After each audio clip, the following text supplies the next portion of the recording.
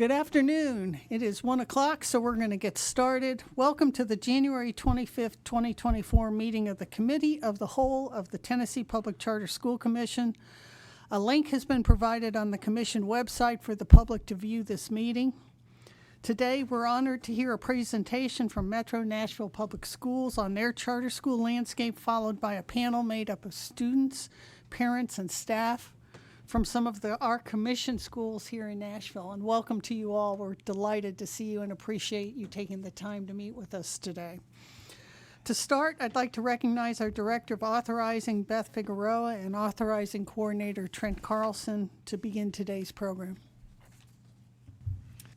Thank you, Chair Richards. And again, thank you to our panelists for being here. I'll just echo Chair Richards. We're really excited to hear directly from you all today. Really quick reminder, and for commissioners too, that we're live streaming, and make sure when you're speaking that you press the speak and talk directly into the mic and you see this red light come on, and then press mute when you're done so we don't hear any background noise. But I'm going to go ahead and pass it first over to Sharika Roby Grant, who is going to give us an overview of the Nashville charter landscape before we move into our panel.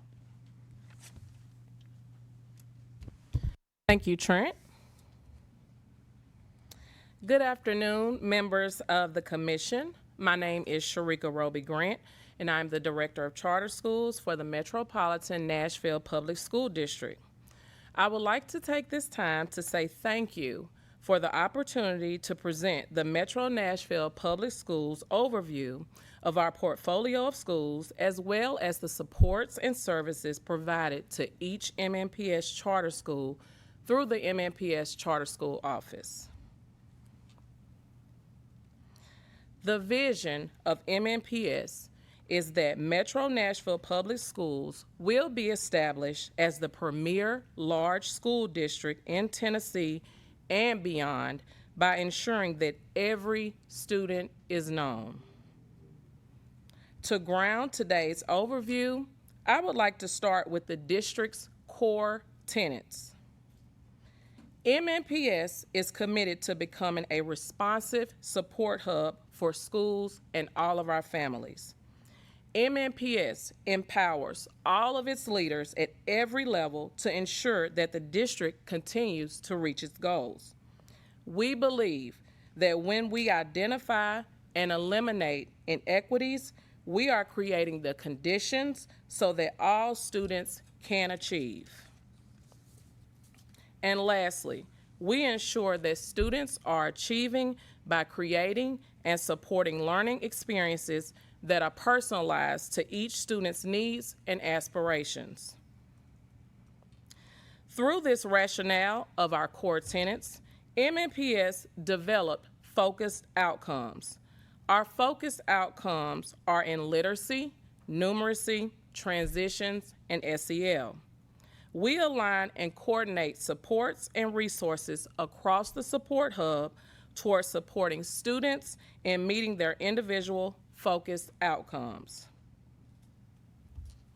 With our core tenets at the forefront and measuring ourselves through the focused outcomes, MNPS ensures the 12 signature initiatives on this slide are met. Our MNPS charter schools are in the Office of Innovation. The department is comprised of Schools of Innovation, the Office of Magnet Schools that are grant funded, and the MNPS charter schools. The charter authorizer fee fully funds the following positions that support the day-to-day operations of each MNPS charter school: a director, a coordinator that focuses on compliance, a coordinator that focuses on charter applications, 2 exceptional ed coaches, an accountant that manages all things fiscal, and administrative assistant. Additionally, staff such as HR, counseling, EL, and other departments aid in the support and oversight of each MNPS charter school. The mission of the MNPS Charter School Office is to authorize excellent public schools that change lives. The vision of the MNPS Charter School Office is a world where all children and communities are empowered through exemplary public schools. Davidson County is home to more than 83,000 students who attend a public school. As you can see on the pie chart, a little over 13,000 students attend an MNPS charter school. The MNPS Charter School Office provides oversight to 26 existing charter schools with various grade spans throughout the district. Our charter schools and MNPS offer a variety of charter models that parents have the option to choose, from K-4 or K-5, K-8, 512, or 912. MNPS charter schools provide educational opportunities for all families. There are two focuses and scope of work that the MNPS Charter School Office primarily manages on a day-to-day basis: oversight and monitoring, and the review of charter applications. Through oversight and monitoring, charter school accountability is evaluated. MNPS charter schools are held accountable through the following components: the Model Performance Framework, Tennessee Code Annotated Law, State Board Rule, and the Charter School's Individual Contractual Agreement. Throughout the year, the MNPS Charter Office formally touches base with each of our charter schools through the following visits. The annual kickoff. This meeting is held annually each year during the month of August. The purpose of this meeting is to meet and greet all charter leaders from each school and to ensure stakeholders have the opportunity to hear directly from the charter office, as well as staff that will be supporting the charter schools that year. This allows all of our charter schools to receive the latest guidance and updates related to processes and procedures for the upcoming school year. The next touch point is during the milestone meeting. It's usually held during the month of October. The purpose of this meeting is to allow charter schools to report out on the progress made toward the goals outlined in the school improvement plan submitted to the Tennessee Department of Education each year. Our next touch point takes place in the second semester of each year, which is known as the spring visit. This meeting is held during the month of March and provides an opportunity for charter schools to share and review their current data in preparation of 10-ready testing. And the final meeting is the end of the year meeting. This meeting is held during the month of May and provides an opportunity for charter schools to summarize their year and provide a high-level overview of plans for the upcoming school year. The review of charter applications is the other major scope of work that the MNPS Charter School Office oversees and conducts each year. There are 4 types of applications that can be received annually: amendments, 5-year interim reviews, renewals, and New Start charter applications. As the ultimate governing body in Tennessee, I know that the Charter Commission members are familiar with the various types of applications on this slide.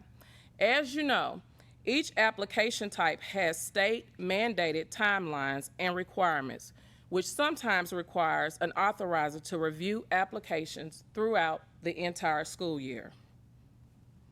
This is why the application review process is critical to an LEA and vital to MNPS. The MNPS Charter School Office ensures our review process of any application type received is completed with fidelity.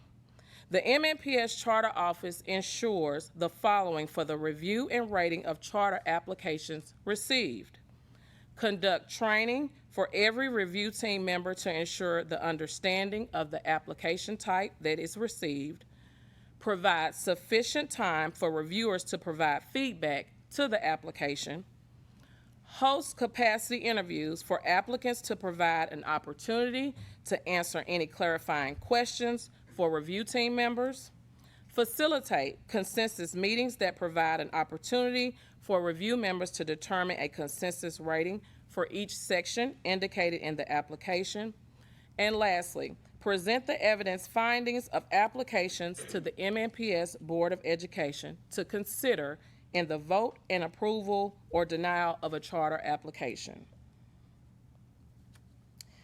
I hope that this presentation provided some insight to our LEA, and I thank you for the opportunity to provide a high-level overview of the MNPS Charter School Office and our supports and oversight to our MNPS charter schools.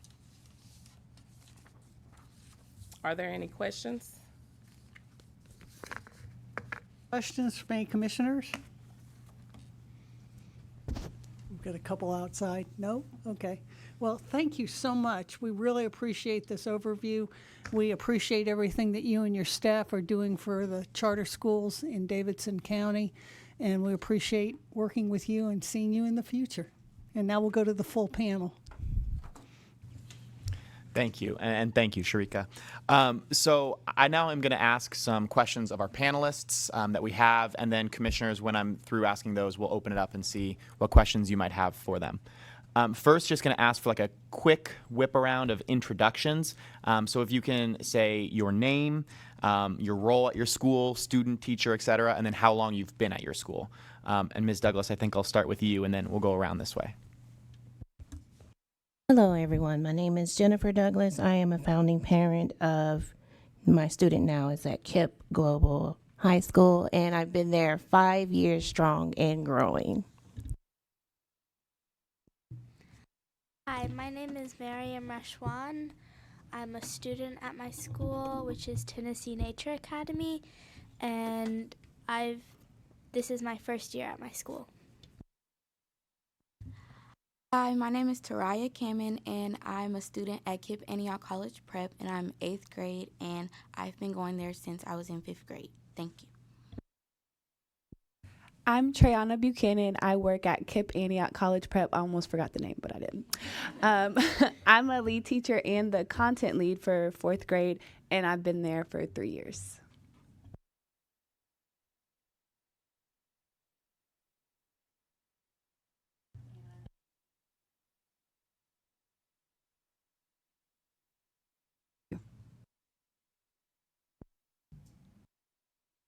I'm Dwayne Tucker, and I'm the Chief Executive Officer for Lee Public Schools. I've served in that role for, I think, 7 years, but feels like 1 year. And prior to that, I was affiliated as the board chair for Lee Public Schools for a long time. We'll say about 8 years. So I've been associated with Lee for quite a while. My name is Lakia Covington. I am a first grade teacher at Rocket Ship Dream Community Prep. I teach humanities and been there for 2 years. Great, and thank you guys all again for joining. So first question is for all of the panelists. I'm going to start with Lakia and then come back around, just so you know. But we would just love to hear what makes your school unique, and what is your school succeeding at? What makes Rocket Ship Dream Community Prep unique? We learn through music. We use our curriculum using music, whether it is cheering at lunch, doing a chant in our classrooms, in the humanities, in the STEM spaces. It actually helps our students who have challenges. They grasp the concepts a little easier doing those cheers and chants with whatever we are doing at that time. What's one thing our school is succeeding at? We are goal-oriented goal-getters at our school. When we need to meet something or if we have a goal, we always meet to see what can we do to help our students in our school, which has helped us exceed our expectations of getting level 5 of the TAVA. So we have done a great job of doing that. At Neely's Bend, what we think is very unique is we're going through the transformation from a zoned enrolled school to a open enrolled school. So with that, we have to do a more effective job of a value proposition for parents to come to our schools. In addition to that, I think one of the things that we're succeeding at Neely's Bend is the fact that coming out of the pandemic, a challenge within itself, but more importantly, we had to figure out how to innovate and do things differently to grow kids faster academically. And with that, we concluded that there were two areas that we had to focus on immediately. One of it was math intervention, and the other was reading intervention, so that we could help our students get back the time that was not only lost, but make up the academic loss. Because about 75% of our kids that come to us we're a 5 through 12 network. About 75% of the kids that came in the zoned enroll model were probably in the 75% of them were in the bottom percentile in terms of academic performance. So the pandemic gave us a great opportunity to succeed at reflecting and looking within ourselves to determine what could we do differently to have better outcomes for our students and families.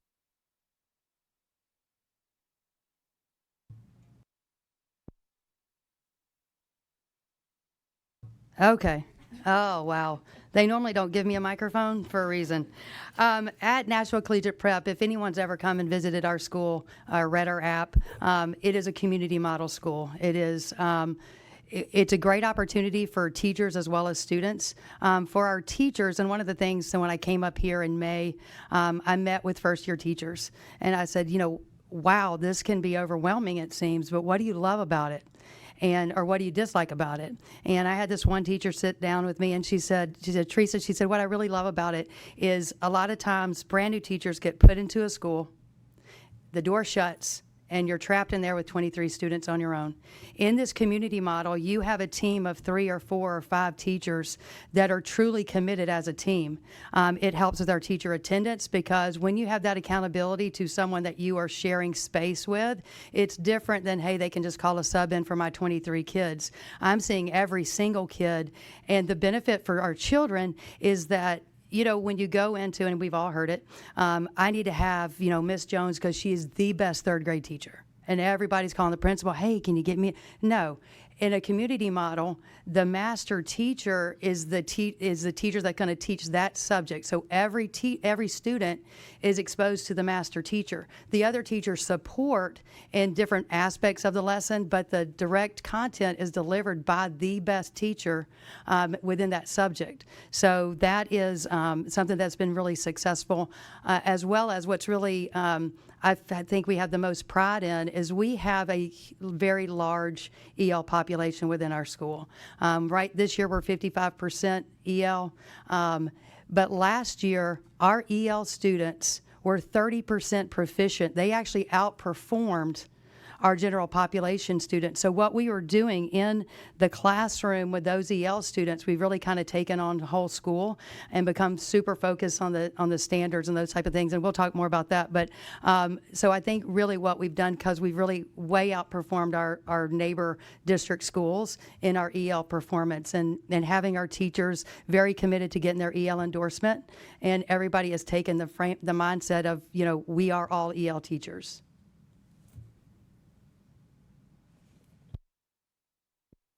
I wrote mine down, so I might be reading from this. I'm going to try to look at everybody too. We'll see how that goes. So what makes my school unique is all the intentional work that goes into deconstructing racial disparities that are related to structural racism within the educational system.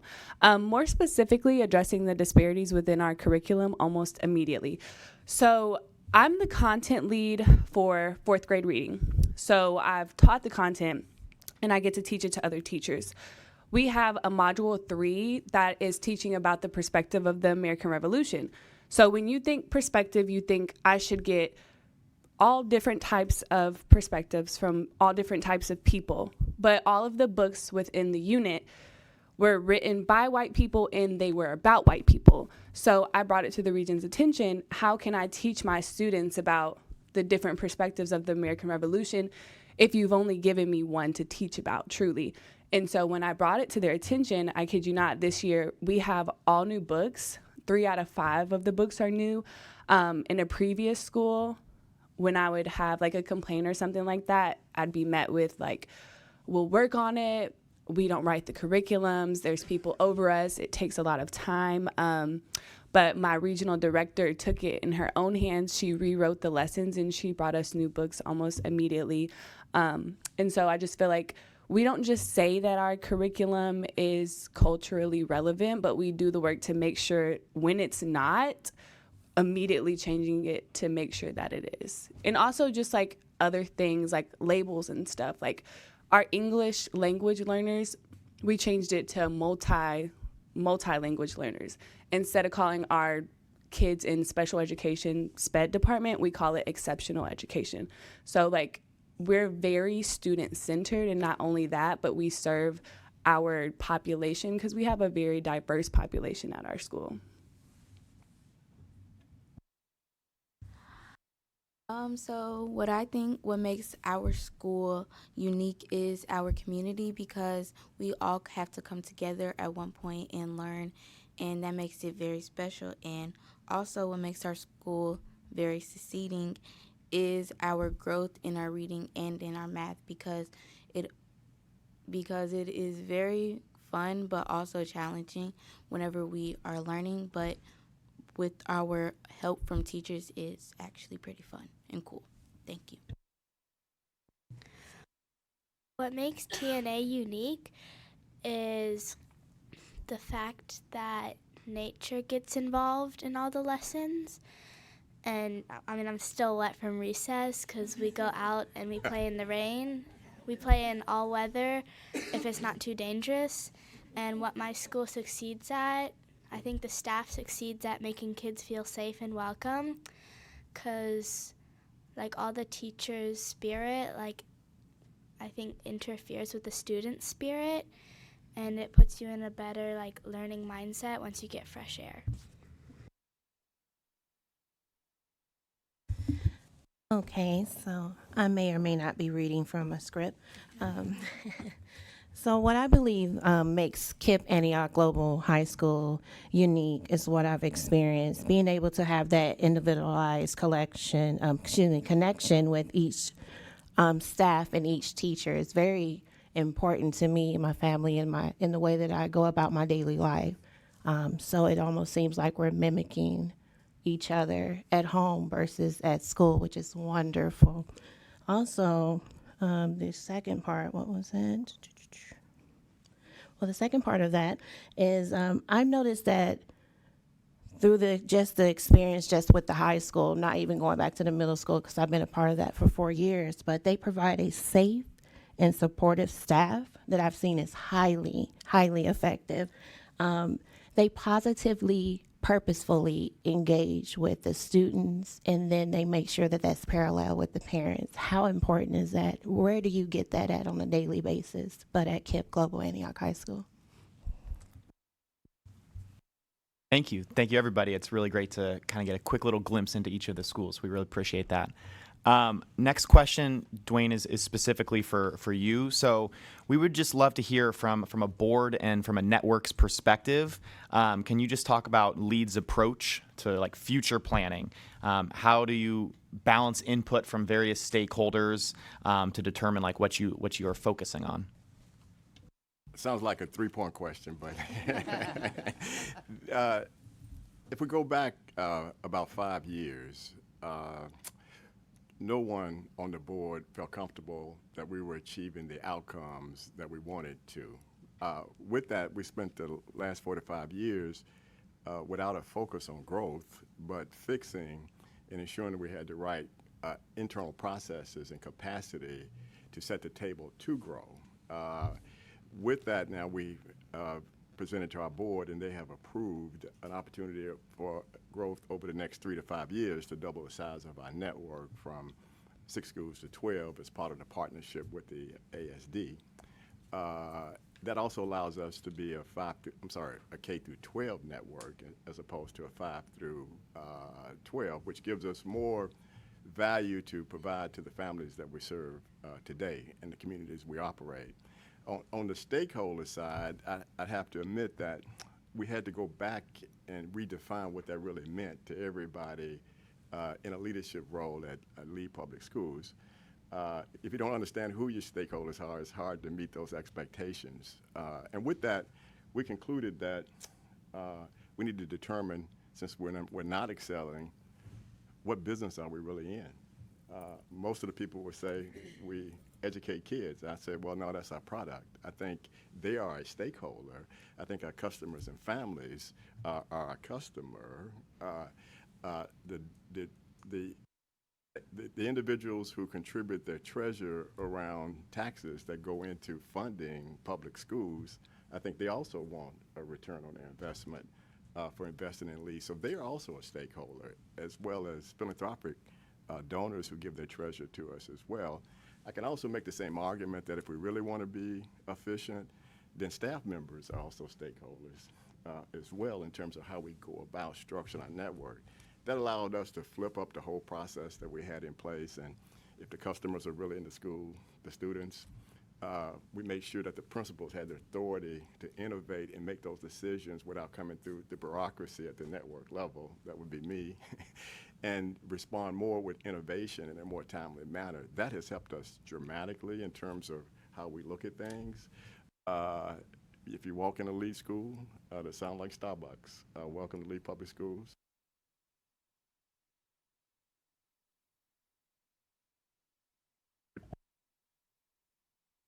Put you in contact with the person who can resolve your need to being here. If you happen to call us, we got a 3-ring pickup requirement. You can get a fresh cup of coffee while you're in there, freshly brewed. That has driven better relationships with that group of stakeholders, and we feel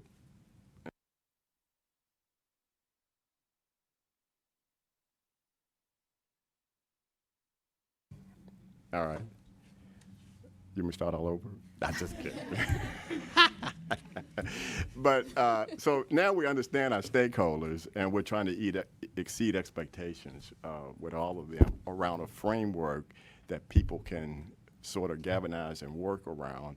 And now simple things like, okay, if our customers are standing outside because parents have to go to work and they drop them off 30 minutes before school starts, why don't we open up the doors and allow the kids to come into the school?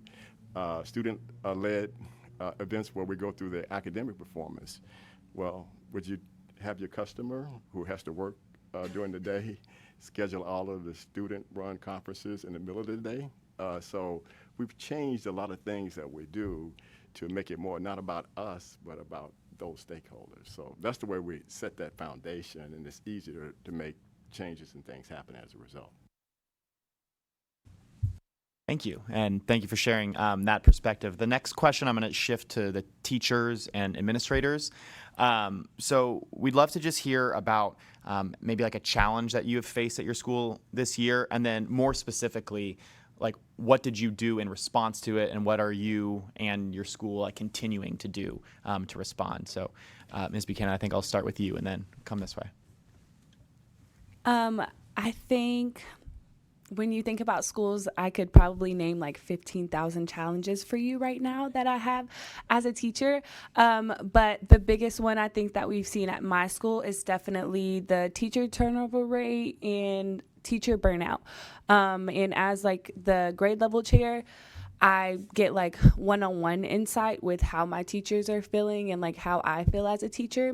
And I think like our school is so student-centered and student-focused that our principal has like very high asks of us that other schools are not doing.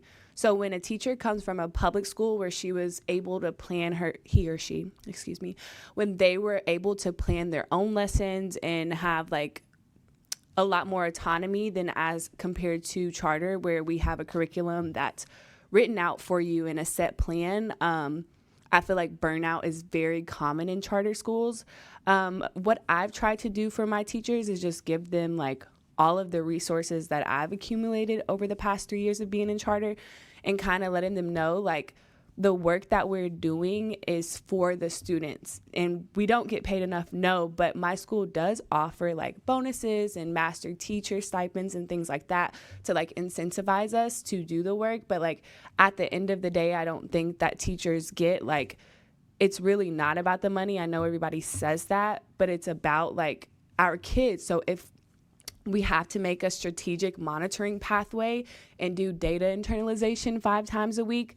If that's what it takes to get this little 4th grader who can't read the word the to be able to read the word the by the end of the year, then that's what we have to do. So I really just try to like encourage them and give them the resources that they need and take things off of their plate. But I'm not a principal, and our principal does a lot more things for those teachers. But like in a teacher seat, I can only do like so much. But that's probably the biggest challenge that I can see. My principal would probably be like, I agree with you.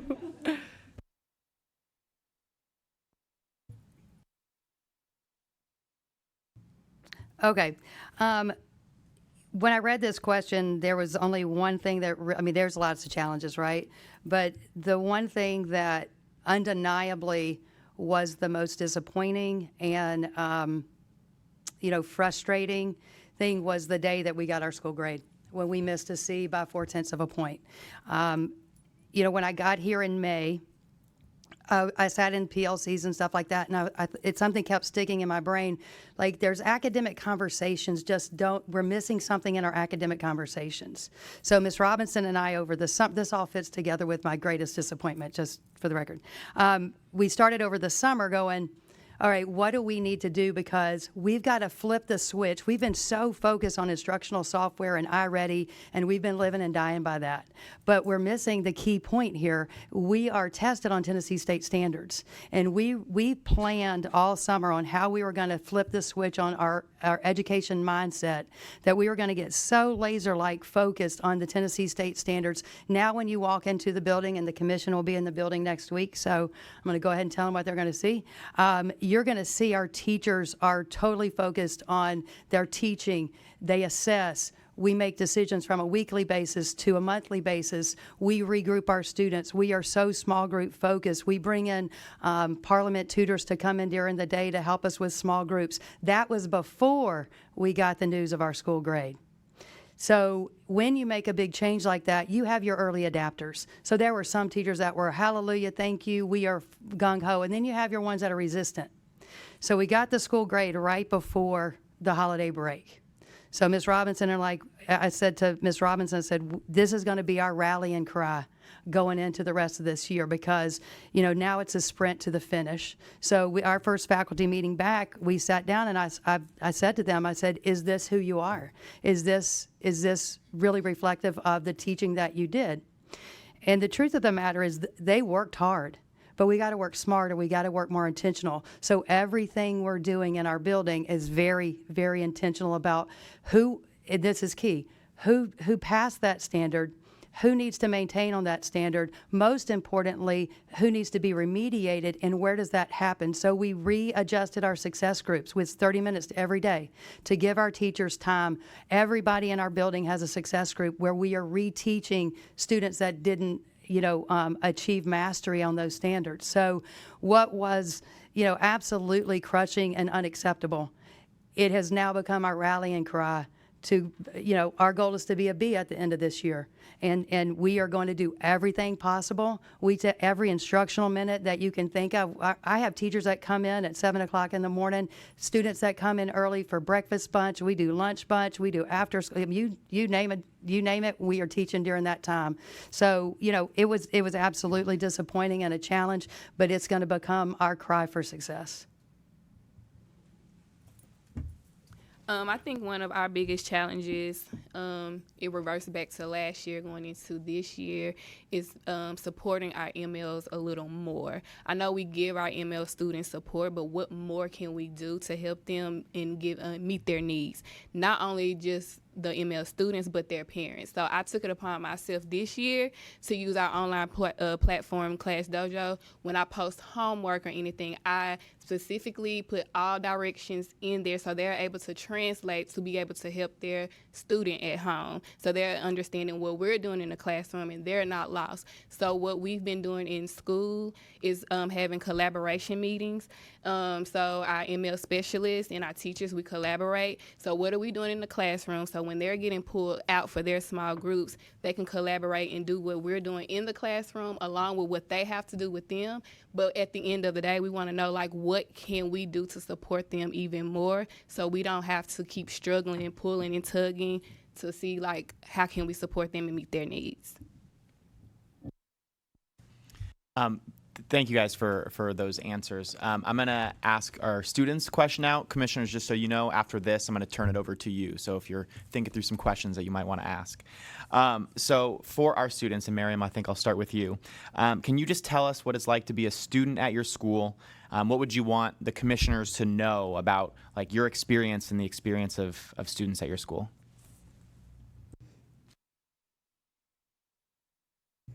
Being a student at my school is amazing because I think that it's just great because we get a longer recess and we get 2 breaks a day outside. And like I said before, like just getting fresh air, like all the oxygen really puts me in a learning mindset. And I just think that helps a lot, like with learning. And some experiences I think are nice is like sometimes we get class outdoors in the Rockatorium, which we take like a little path through the woods to get to, and we can sit on boulders and do our work there. And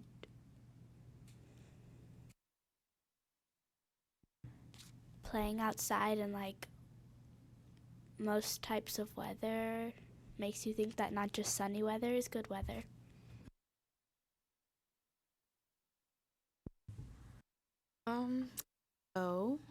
What I think, what makes our school amazing is the challenges and how fun it is because, like, whenever you are struggling on a question, a teacher will really come through and help you and really push you to be better. And the experience we have at our school is we have a nice and safe learning environment, but we also have rules that hold us accountable for what we do. And sometimes whenever we are really struggling, teachers really take the time out of their day, work after school hours to help us with our classwork. You could really see how a teacher really wants you to be successful in school and in life. Thank you. I actually have a follow-up question. I'm sorry. But I was just thinking, I would love to hear, can you both maybe tell us just about like one of the like best or your favorite assignment or project or something that you've done in a class this year? And I know I'm putting on the spot, but I would just love to hear. I was told I was allowed to ask you guys hard questions, just so you know.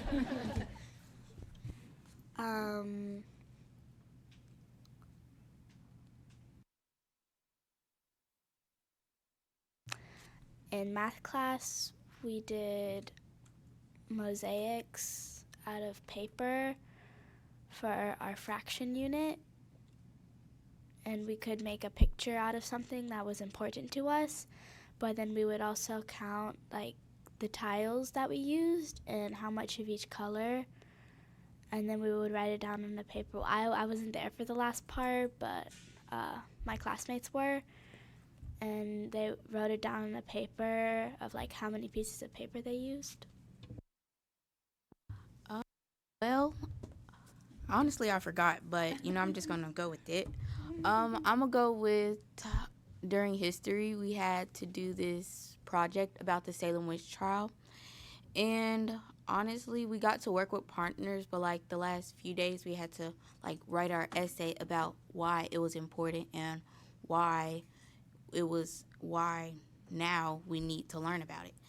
And yeah, I think that was one of my favorite projects we had to do for this year. Thank you. I used to be a history and writing teacher, so I really liked that answer, just so you know. Commissioners, we have like 10 to 15 minutes left for questions, so just love to just turn it over to you and feel free to ask our panelists questions. Oh, Mr. Tucker, can you share, when you moved from zoned to open, what changes did you have to make to the way you'd been operating your school to make sure that you were able to meet these, the new enrollment area that you had? Yeah, I would answer that by saying that the biggest change was how to attract families who have now been told by the district to bypass Neely's Bend, and they converted, which we didn't anticipate, their elementary schools to a K through 8 as opposed to a 5 through 8. And with that, that created more loss of enrollment because we had no visibility into the communication sent to those families. So a lot of families just followed the direction that they received, which makes a lot of sense, to go to their new zoned enrolled school as opposed to Neely's Bend being the option or the prior zoned enrolled school for that elementary school. So we probably overestimated the impact that that would have in terms of communicating with those families differently. We've learned from that, and we need to be a little bit more effective on the front end of developing relationships with the bigger community in that area, especially a place where people are open to take. We need to develop some relationships and identify those families who are transitioning into the 5th grade, that we are an option for them. And it's simply, in spite of some of the misinformation out there, you just have to fill out an application to be considered to enroll at Neely's Bend. So that challenge, I think we've learned from, and what we're doing now is putting together a different or revised enrollment process that has more feet on the ground to go out and communicate with families and talk about the value that Neely's Bend brings to the community in terms of academic performance. And we think if we do that well, we'll be able to see some adjustment in enrollment at Neely's Bend.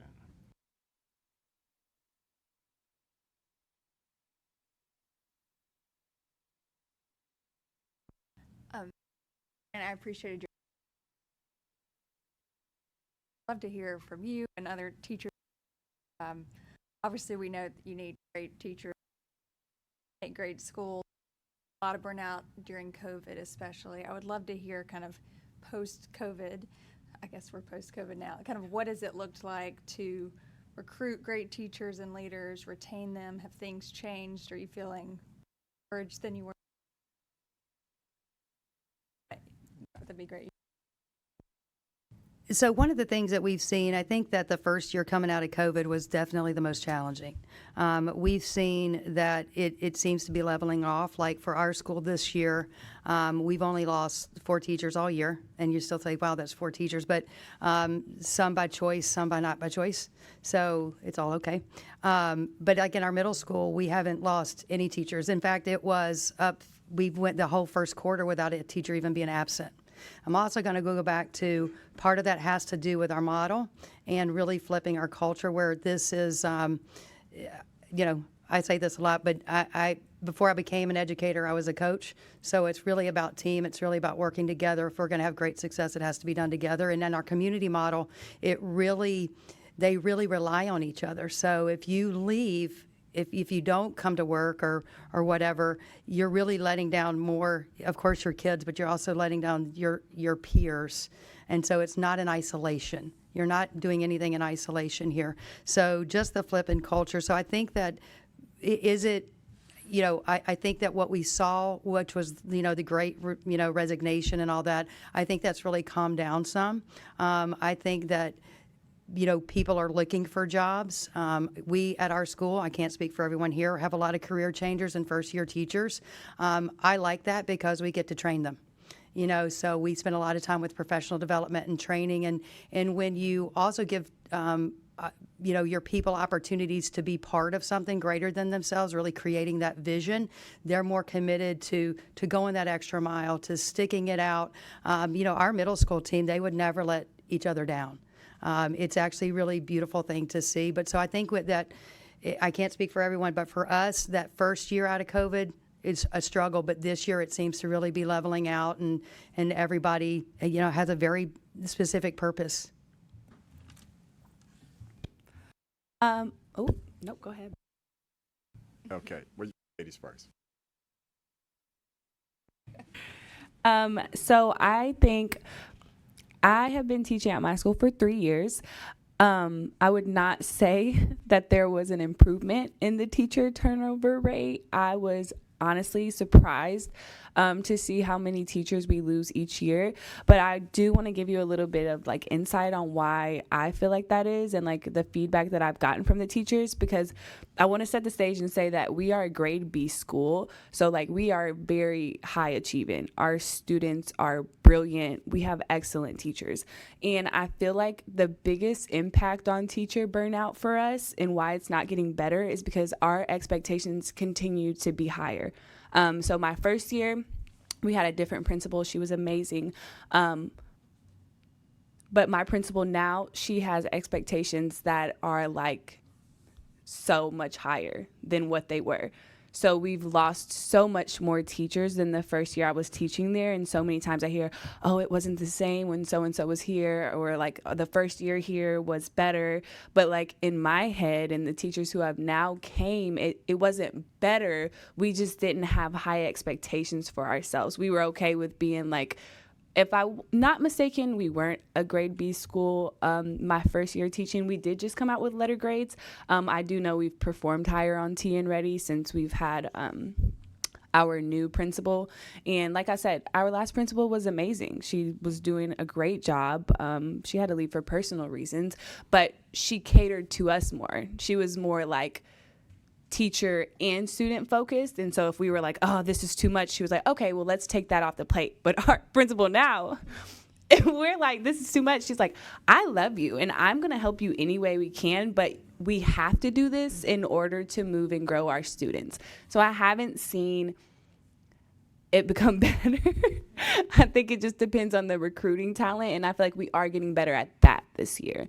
Like letting people know, like, hey, this is a high expectation school. The work is not easy at all. One commercial for Lee Public Schools. Coming out of the, before the pandemic hit, we decided to take a different path for developing teachers and paying teachers so that the best teachers who understand the classroom could earn a salary as opposed to leaving and trying to take another role in our organization. With that, we found out that our level 5 teachers could actually make up 2 to 3 years worth of academic loss in 1 year. Once we figured that out, we said, okay, the best way to drive academic results is to pay our best performing teachers based on their performance. So we offer all of our teachers, whether they're brand new or have been with us 5 years, can all earn up to a 10% base salary increase each year. We started that program 5 years ago. We didn't see the attrition that took place in the pandemic that impacted others, because the teachers now know that if they perform in the classroom and drive the right academic outcomes, by the way, they're not tied to standardized test results. We just use the simple rubric that we evaluate teachers on, because our data shows that those higher performing teachers can make that up. Those high performing teachers, 90% of them came back at Lee Public Schools last year. In terms of the rest of our staff that provide support, over 80% of the support staff came back because they're also on a pay-for-performance plan. Our best teachers over the last 5 years have got a 50% increase in base salary. This year, I want to be the first one to make teaching great again by shaking the hands of, not with this hand, but shaking hands with our first group of teachers who are going to break through $100,000 a year as a teacher.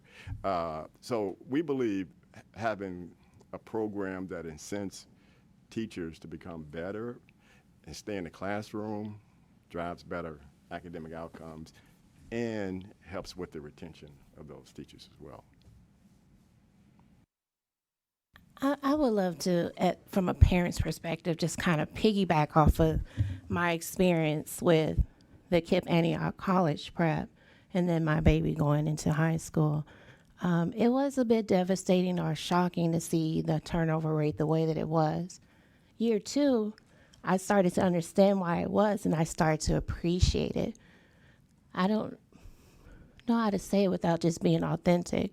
I appreciated the person moving out the way so we can get that person who needs to be where they're at and get my baby where I want him to be with the help from the school so we can move forward, because we have high expectations at home too that wasn't meeting what I was seeing. And every time I'm purposefully walking in the office with that complaint, or I'm requesting a meeting, it was already in place. We already know who you're in reference to. I appreciate your concern. And what can we do to help? It was never nothing spelled out saying that this person's in trouble or anything like that. However, every time there was an issue, that individual seemed to either voluntarily leave, or unfortunately, we have to part ways. And then there was a beautiful opportunity for who was designed for KIPP to be in KIPP. And let's move forward, because you see our vision. And that's something that I can appreciate more and more as I rub elbows with KIPP forever. I will forever be a KIPP fan for the rest of our lives. My grandbabies are going to be going to KIPP, so that's just how it's going to be.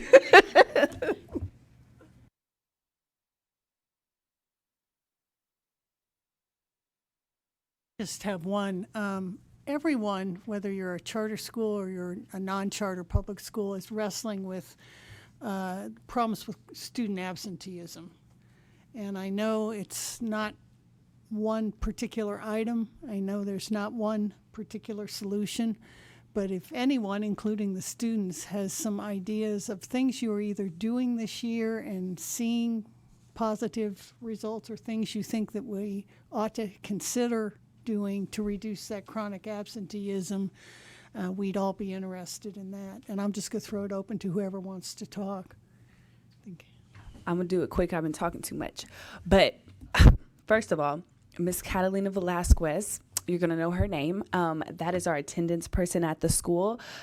This lady will not leave you alone. First of all, she will email you 20 times if you do not get that attendance into her. She calls homes personally. She makes me call homes. I love my students, but I don't want to ask their parents every day, why are they not at school? Where are you guys at? But I do. And our attendance levels, if I'm not mistaken, are at like 96.5% of kids attending class.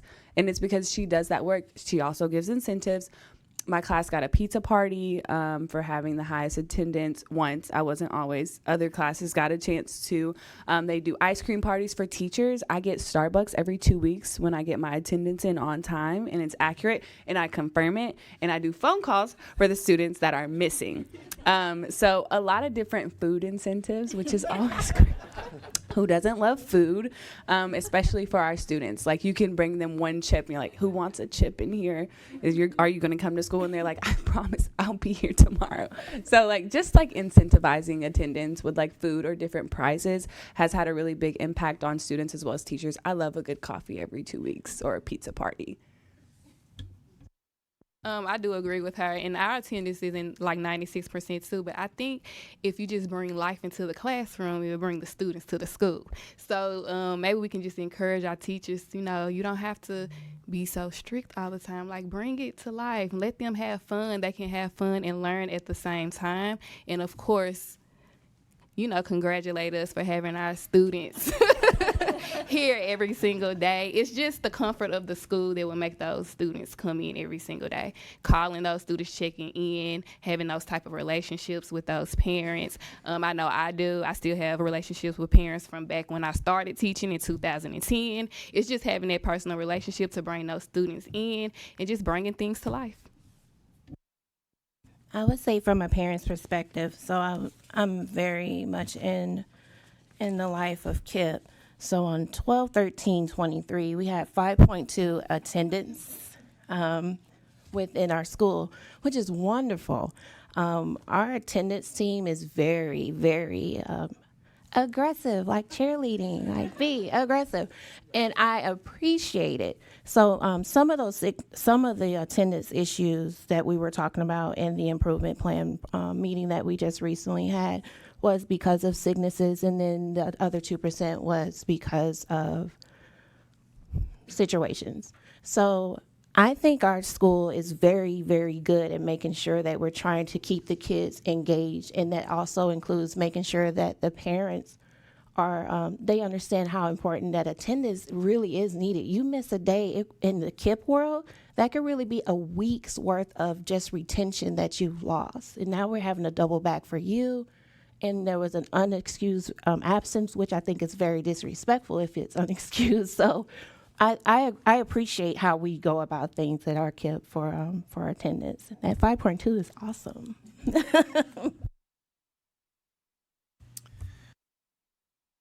I think we're up on our time, so I'm just going to say thank you to each of our panelists for being here. We really appreciate it. We really appreciate the opportunity to hear directly from you.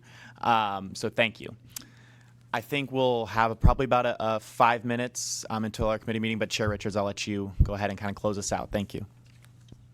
Well, I just want to particularly thank all the panelists and especially Ms. Roby Grant for coming and doing a formal presentation on the Davidson Nashville Charter Office.